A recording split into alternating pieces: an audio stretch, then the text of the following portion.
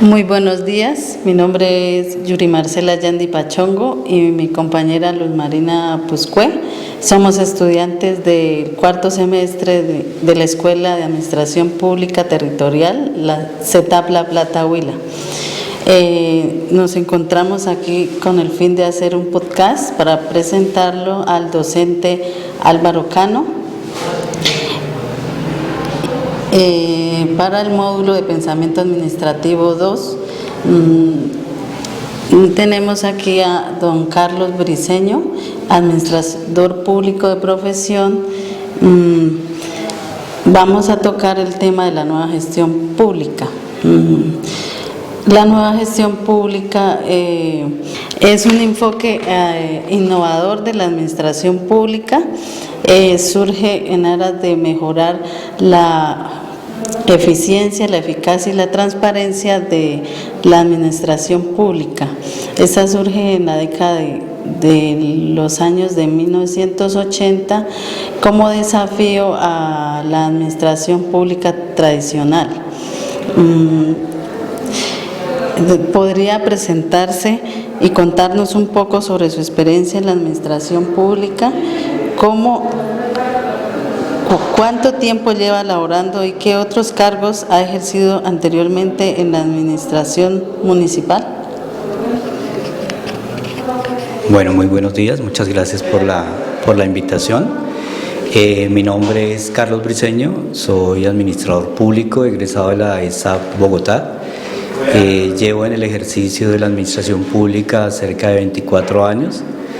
He trabajado especialmente en la administración pública municipal, inicialmente como secretario de salud, posteriormente como secretario de planeación durante un poco más de 9 años, en el ejercicio de la Secretaría de Planeación, como encargado de la coordinación de la gestión del riesgo de desastres. Pero también he trabajado con organizaciones públicas como la Red de Solidaridad, en algunos casos con organizaciones sociales. Actualmente trabajo con la Asociación de Autoridades Ancestrales Territoriales Nacechacha, que es una organización pública de carácter especial. Don Carlos, muchas gracias. Don Carlos, ¿nos puede contar sobre los criterios de evaluación que considera para una adjudicación de un contrato de convenios interinstitucionales? Sí, en el ejercicio de lo público considero que para la realización de una entidad pública con otra entidad pública o con otra institución requiere hacer una valoración previa del tipo de entidad con la que está contratando. Y ahí se evaluarían dos elementos que considero muy importantes. Primero, la capacidad jurídica que tiene la otra entidad para hacer el convenio o contrato interadministrativo o contrato de asociación, cualquiera de las modalidades que se decidan. Hay que evaluar exactamente que esa entidad tenga la capacidad financiera, la capacidad técnica, la autonomía, y que no esté incursa también en ninguna de las inhabilidades o incompatibilidades que define la ley, y eso nos otorgaría la capacidad jurídica que esa entidad tiene para hacer el convenio. En segunda instancia, considero que uno de los elementos importantes es determinar la capacidad técnica, es decir, la experticia, el conocimiento que tenga esa entidad frente a la actividad que va a desarrollar. Es muy importante buscar esta idoneidad porque de ella depende el alcance de los objetivos del convenio.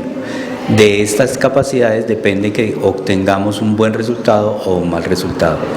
Creo que evaluando estos dos elementos, capacidad jurídica y capacidad técnica y experiencia, podemos hacer un adecuado convenio de ejecución de las funciones públicas de nuestra entidad con otra entidad.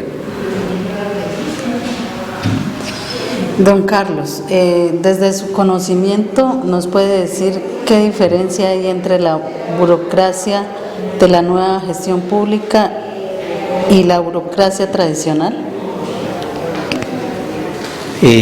Desde mi punto de vista considero que inicialmente la burocracia tradicional está definida como un proceso de gestión de lo público reglamentado, con procesos definidos muy claros y con dinámicas procedimentales definidas para que el servidor público tenga con claridad un margen de maniobra y esté totalmente reglamentada sus acciones.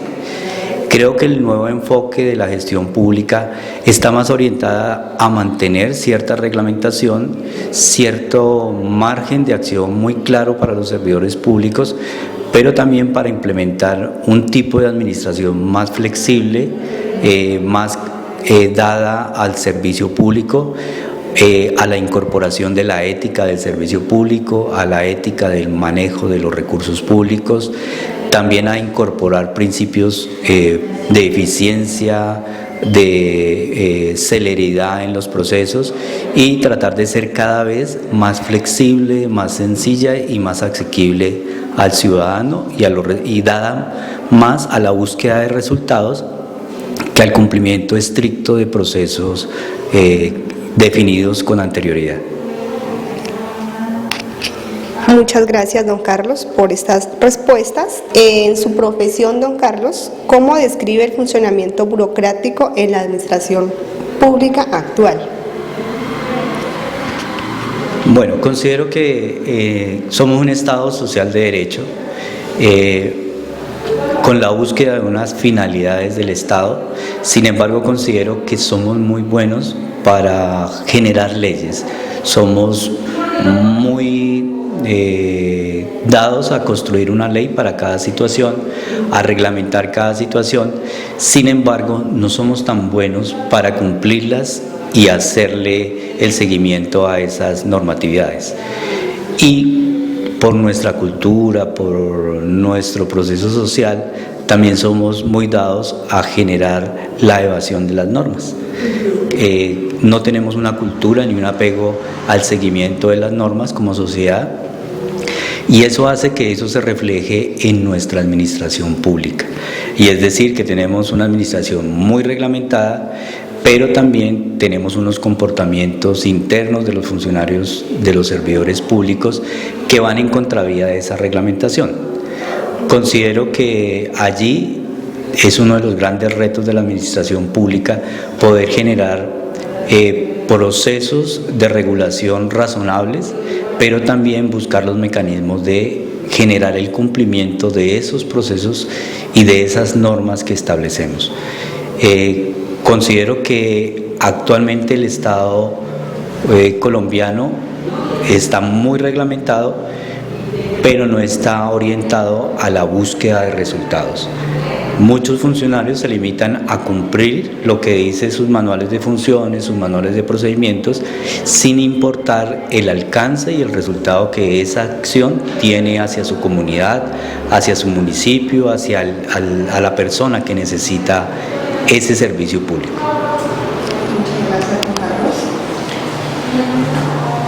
¿Podría compartir un ejemplo de cómo se aplican las reglas y procedimientos para una gestión con transparencia? Bueno, nuestro Estado ha venido desarrollando procesos para cada día dar más transparencia al ejercicio de lo público y sobre todo al manejo de los recursos públicos. Es decir, vemos cómo en los últimos años el ejercicio de mecanismos para que la comunidad conozca y acceda a la información y a lo que está haciendo el Estado, cada día hay más cercanía al ciudadano. Podemos ver cómo los portales transaccionales de la contratación pública le permiten al ciudadano saber qué está contratando su alcalde, su gobernador, qué está contratando el ministerio, qué está contratando cada uno de los ejercicios públicos que se hacen en los diferentes niveles del Estado. También se ha desarrollado y se ha fortalecido la comunicación con el ciudadano. El ejercicio y la implementación de las veedurías y de las instancias de participación en el sector público hacen posible que la ciudadanía controle el ejercicio de lo público y fiscalice con mayor oportunidad y eficiencia los recursos públicos. Entonces, pienso que se ha ido a desarrollar eso. Considero que también se ha avanzado en el tema de la gestión pública por resultados, que eso permite que la gente vea los resultados y pueda evaluar a las entidades públicas por su ejercicio y por el alcance de los resultados y las metas que se plantean en cada uno de sus planes de desarrollo, planes de desarrollo departamental y en los ejercicios de planificación que hace cada una de las entidades del Estado. Muchas gracias, don Carlos. Seguimos con la pregunta número 6. ¿Cómo la nueva gestión busca mejorar la orientación del ciudadano y la flexibilidad organizativa?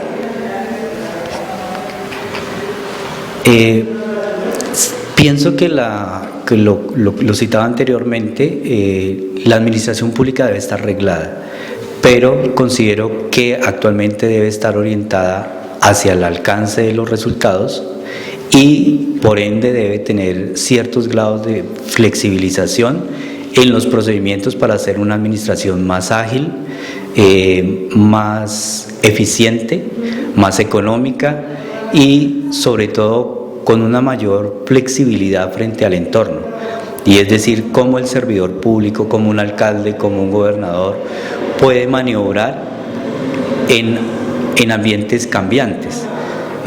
Por ejemplo, el tema de la gestión de riesgo de desastres hacen que un alcalde, que un gobernador y que un presidente incluso tenga que haber hecho una planeación, pero que esa planeación pueda haber cambiado por una situación de desastre natural, por una situación de cambio económico o como lo vimos en pandemia, con una situación de salud pública.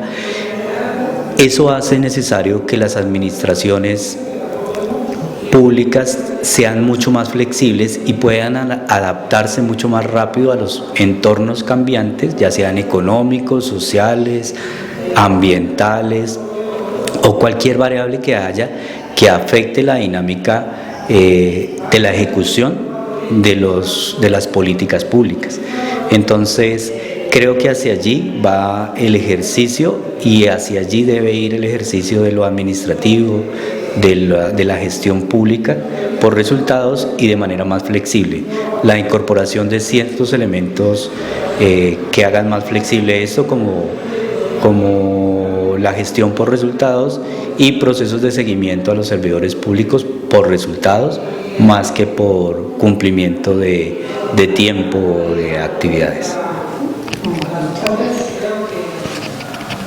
Don Carlos, en su opinión, ¿cuál cree que han sido los principales desafíos de la administración pública al intentar implementar la nueva gestión pública? Bueno, pienso que el mayor desafío que tiene nuestro Estado inicialmente es cómo lidiar con procesos tan complejos como la corrupción. En nuestro entorno nacional, departamental y municipal, y en especial en el nacional, vemos cómo los procesos de corrupción dentro del Estado y en muchas partes generados desde el sector público hacen que ese alcance de resultados, ese manejo eficiente de los recursos, esa transparencia que debería existir en el Estado está menoscabada por un fenómeno muy arraigado en nuestra sociedad como la corrupción. La legitimación de la corrupción, lo vemos tan cotidiano que ya lo aceptamos comúnmente como que es normal que el funcionario público se apropie de los recursos públicos. Pienso que eso es totalmente inadecuado y pienso que ese es uno de los principales retos que tiene la gestión pública para subsanar esos procesos.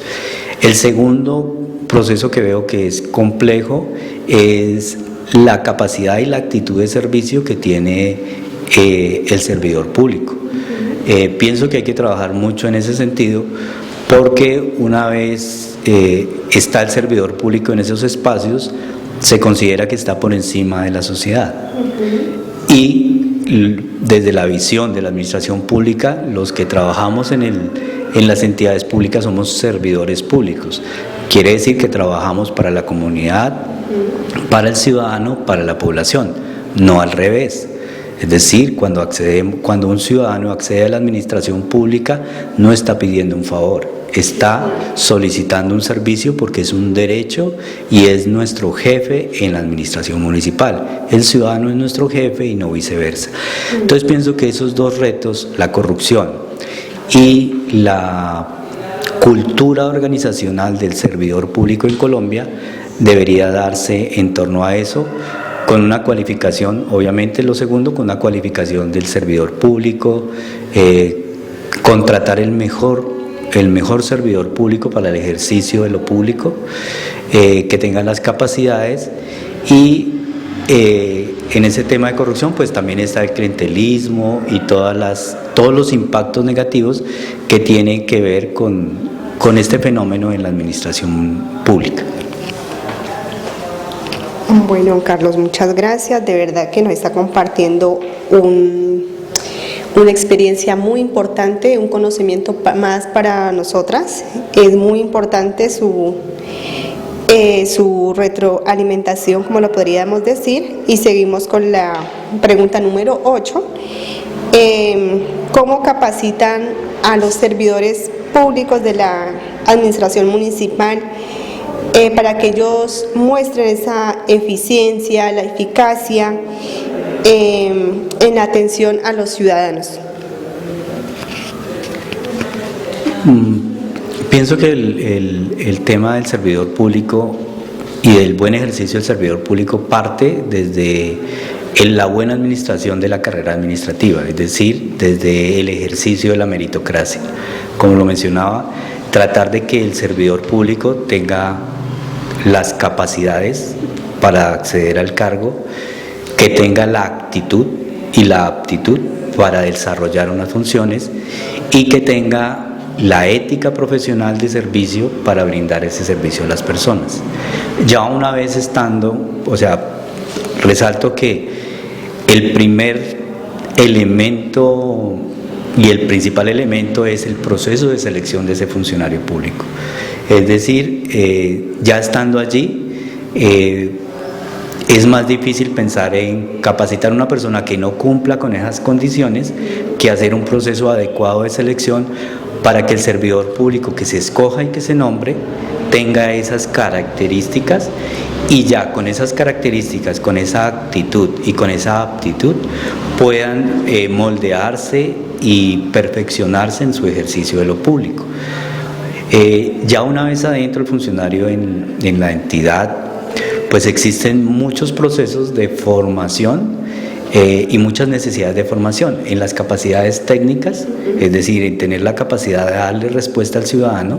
Es importante en la cualificación del servidor público, en las capacidades, fomentar la formación, fomentar que el servidor público tenga opciones de seguirse formando, de seguirse capacitando en ciertas áreas que considere necesarias, pero también en los procesos de formación que tienen que ver con la ética y con la moral, si lo podemos decir, del ejercicio de lo público.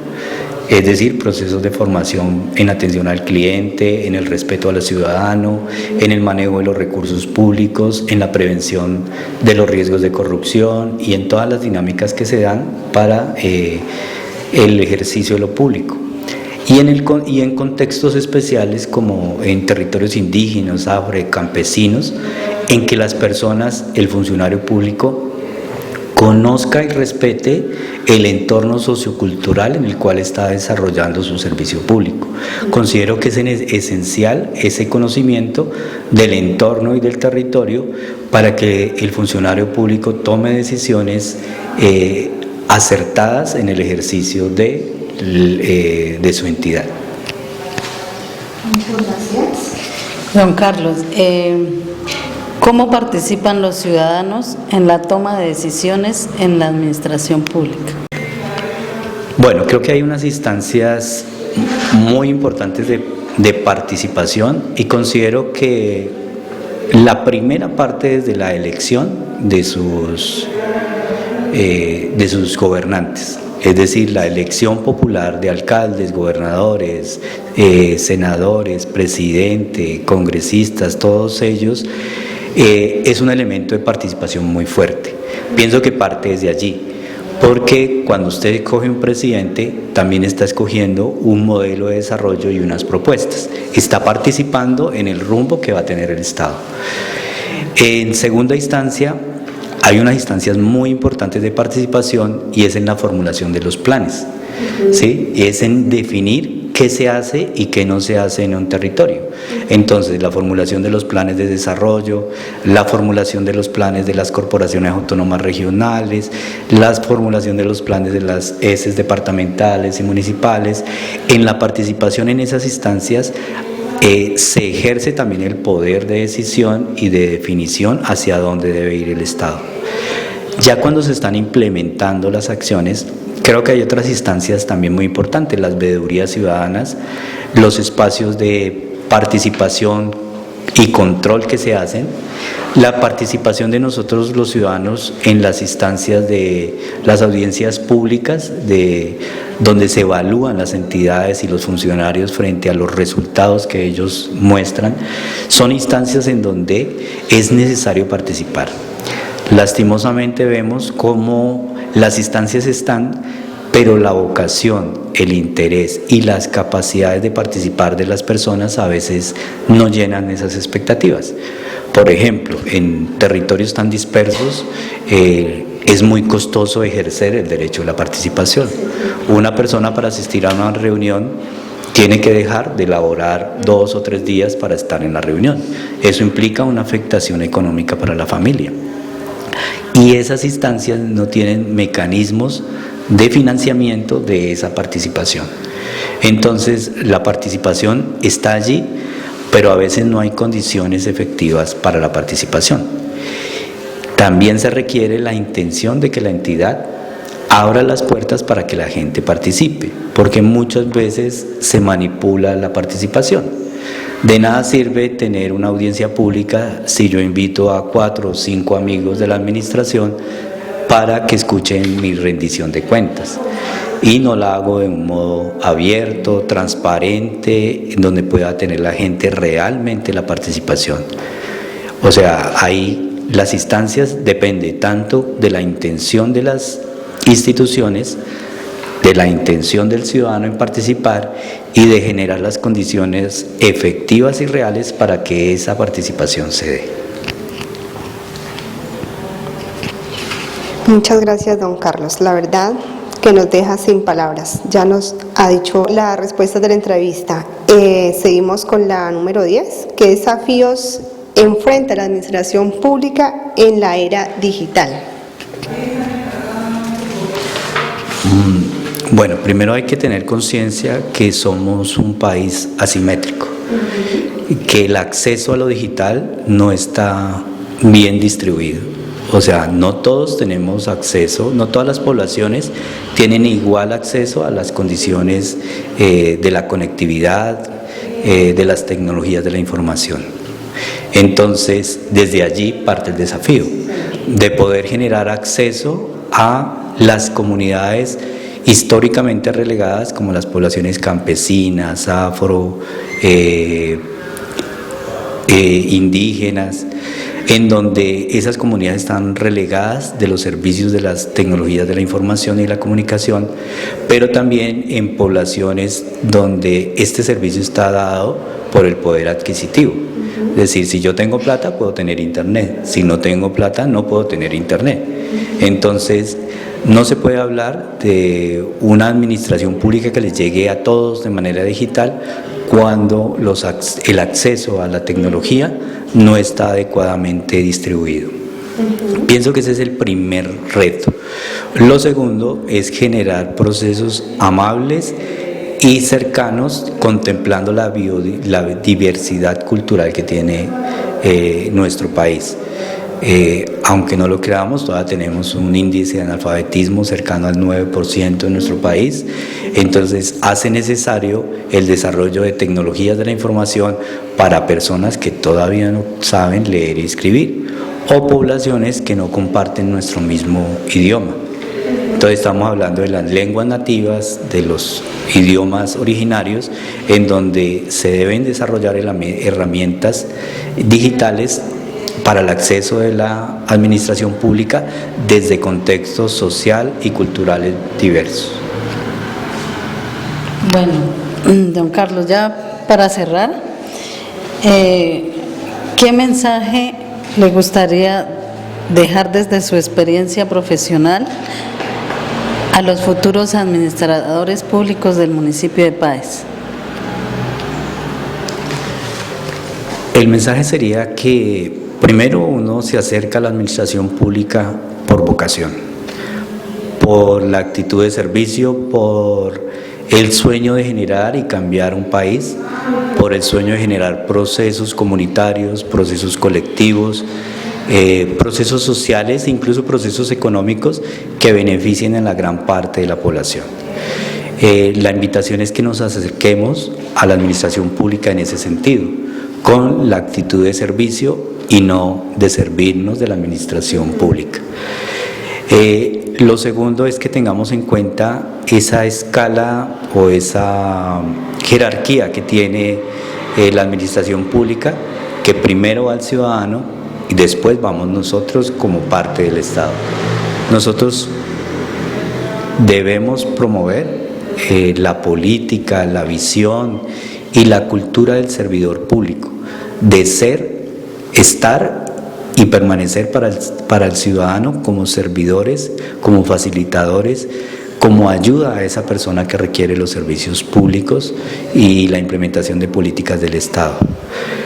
Lo tercero es que tenemos que hacer algo con este fenómeno de la corrupción, esta dinámica de la corrupción que cada día uno percibe que se incorpora más a las dinámicas sociales de nuestro país, y la corrupción no solamente está en el Estado, sino está en aquel contratista que es capaz de sobornar al funcionario público para que le dé su contrato.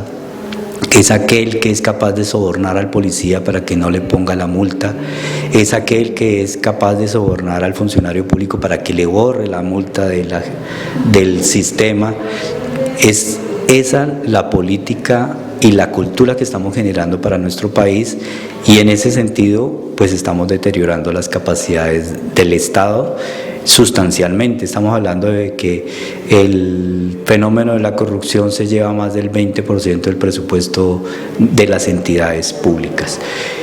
En ese sentido considero que hay que actuar en eso, y considero que otro elemento que debemos tener muy claros es que si somos administradores públicos, si estamos hablando de gestión pública, uno de los elementos que debemos gestionar es el ambiente, los recursos naturales, y lo estamos haciendo muy mal. Estamos generando una inestabilidad ambiental, un deterioro del medio ambiente, unos fenómenos que conducen a riesgos naturales, a contaminación, a la pérdida de capacidad de nuestras tierras, que considero que como administradores de un espacio territorial no lo estamos haciendo bien. Entonces considero que el mensaje sería a trabajar en esos 4 aspectos, a fortalecer esos 4 aspectos para ser unos administradores públicos integrales y que beneficien a nuestro país en general. Don Carlos, muchas gracias por el tiempo que nos ha brindado, por ese espacio. De verdad que sabemos que está muy ocupado, pero pues nunca nos dijo que no podía, de una vez nos aceptó la invitación a esta entrevista, y de verdad que para nosotras como estudiantes es muy importante este aporte que nos da. De verdad, muchísimas gracias, don Carlos. Esperamos en otro espacio volver a contar con usted.